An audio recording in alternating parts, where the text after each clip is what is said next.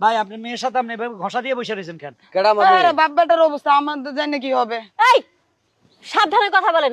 আপনাকে কে বলছে উনি আমার বাবা? হ্যাঁ কে কে? ওমা এ বুইরা বেড়ায় তো তুমি একটা শরীর বয়সী মাইয়া, এই বুইরা বেড়া তোমার আব্বু হইতো না কি হইতো? দেখেন এটা আমার বয়ফ্রেন্ড আর হ্যাঁ। ভালোবাসা এজ ডাজন্ট ম্যাটার। আমি একটা ফ্যান। Smart boyfriend. কেন তো আমার জামাই পরে রয়েছে, এ বেড়া পরে রয়েছে। ফ্যান না মানে এতে হলো বন্ধু, এতে হলো বান্ধবী। হ্যাঁ ও স্যার আবার সেরিয়ে বন্ধু বান্ধবী হয়। প্রেম করে। প্রেমিক, তুমি আর প্রেমিকা। আমি যেরকম বিয়ের আগে কথা টথা কইছিলাম না ওইরকম। আচ্ছা ঠিকানাটা জিগাও, খান সাহেবের আচ্ছা বাড়ি কোনটা? ঢাকা শহরে খান সাহেবের বাড়ি কোনটা ভাই?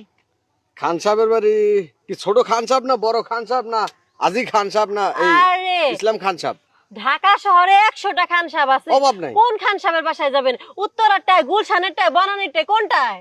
না না ওই লোকেরা দেখতে আমার মতো, হে আমার মতো মোটা তাজা। হে খান সাহেব। এত খান সাহেবকে তো আমরা চিনি না, আর সব খান সাহেবই মোটা কাটাই এই হয়। ওনো হেরা কেমনে চিনবো?